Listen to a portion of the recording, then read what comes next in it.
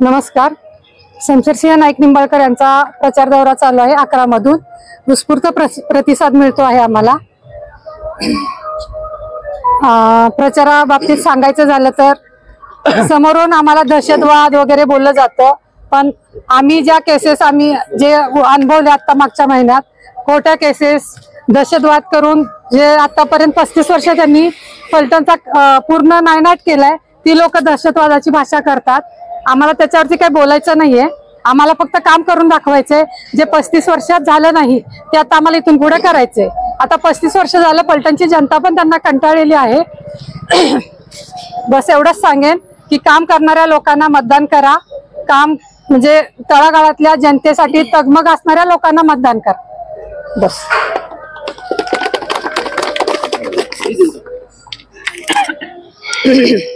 नमस्कार, मी प्रियदर्शनी रणजितसिंह भोसले, प्रभाग क्रमांक 11 मधून भाजपाचे अधिकृत उमेदवार म्हणून मी आता उभी आहे.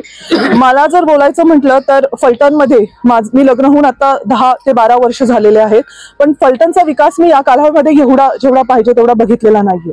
पण मला नक्की असं वाटतं की रणजितदादांच्या, शमशेरदादांच्या नेतृत्वाखाली जेव्हा आपण काही काम करणार आहोत ते नक्कीच गतिशील असतील, प्रगतिशील असतील, विकासशील असतील, आणि त्यासाठी आम्हाला तुमच्या सर्वांचं सहकार्य पाहिजे. आपल्याला फलटणचा विकास करायचा आहे आणि आपल्या फलटणचं नाव मोठं करायचं आहे. Thank you so much.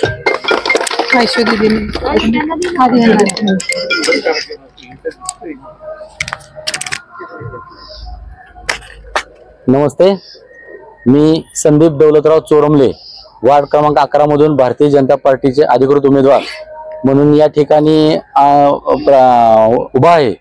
माझे नेते सन्माननीय रणजितसिंह नाईक निंबाळकर आणि सन्माननीय सचिन पाटील साहेब यांच्या नेतृत्वाखाली मी निवडणूक लढत आहे. मला एवढंच सांगायचं आहे की गेली 30 ते 35 वर्षापूर्वी जी सत्ता होती, माझी आई फलटण नगरपालिकेमध्ये 85 साली नगरपालिकेला निवडून आली होती. 1987 साली फलटण शहरामध्ये एक सांस्कृतिक भवन उभं राहिलं. त्यानंतर ते सांस्कृतिक भवन दरम्यानच्या काळात एवढ्या मोठ्या प्रमाणात फलटण झपाट्यानं वाढलं. एकाचे 4 व्हायला पाहिजेत, परंतु जे होतं सांस्कृतिक भवन ते सुद्धा मोडखळीस आणून अतिशय दुरावस्था झाली. फलटण शहरामध्ये प्रत्येक ठिकाणी म्हणजे जिथं रस्ते घरापेक्षा वर गेले, प्रत्येक घरामध्ये रस्त्याचं पाणी जातंय. अतिशय जवळपास 40% घरामध्ये रस्त्याचं पाणी जातंय. लोक पाऊस पडावा म्हणून काही ठिकाणी देवाला प्रार्थना करतात. फलटण शहरातली लोक पाऊस पडू नाही म्हणून या ठिकाणी देवाला प्रार्थना करतात की कारण पाऊस पडणार म्हटलं की अंगावर काटा येतो कितीतरी महिलांच्या, की आमच्या घरात गुडघाभर पाणी साठणार आहे. अशी परिस्थिती म्हणजे नुसतं एक मी उदाहरण सांगितलं, खूप 1 तास बोलता येईल एवढं प्रचंड फलटण शहराचा विकास म्हणणारच नाही की जिथं बघावं तिथं घाणीचं साम्राज्य, रस्त्याची दुरावस्था, गटराचं चुकीच्या पद्धतीने झालेलं नियोजन. फलटण शहरातली 128 कोटीची भुयारी गटर योजना जी होती, त्याला ऍक्च्युली भुयारी गटर नसून ती मलनिस्सारण योजना होती. ती योजना फलटण शहराची करत असताना जे चांगले रस्ते होते तेही उकरले गेले आणि ती आजही बंद अवस्थेत आहे. आता 8-9 वर्ष झाली फलटण नगरपालिका संपून ही योजना सुरू होऊन, परंतु ते 128 कोटी आणि दरम्यानच्या काळातले ते रस्ते जे तयार झाले होते शहरातले 70-80 कोटीचे, तेही रस्ते उकरले गेले आणि जवळपास 150-200 कोटी त्या रस्त्यामध्ये गाडले गेले, जमिनीत गाडले गेले. हे आम्हा नागरिकांचे पैसे होते.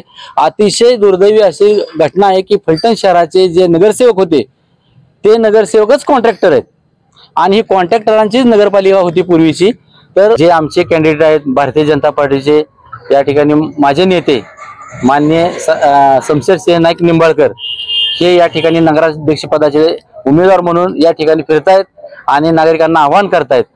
नगराध्यक्ष पदाचा उमेदवार कसा असावा, अतिशय सामान्य आणि जिथं खूप मोठ्या स्वरूपातली ही जी पुण्या मंडळीची राहणारी मंडळी आहेत ती पोहोचू शकत नाहीत, तिथं माझे शमशेरदादा जाऊन बसतात. सर्वसामान्य मुलांमध्ये, तरुण वर्गामध्ये, त्याचप्रमाणे वयोवृद्धांमध्ये अतिशय चांगल्या पद्धतीने ते प्रेझेंट होत आहेत. खूप मोठ्या स्वरूपात त्यांना जनतेचा पाठिंबा आहे आणि एक विजन घेऊन निघालेला हा नेता आहे. सर्वसामान्यांचा नेता आहे, गरिबांचा नेता आहे. मी एवढंच आवाहन करेन की शमशेरदादांसारखं नेतृत्व या फलटण शहराला मिळतंय.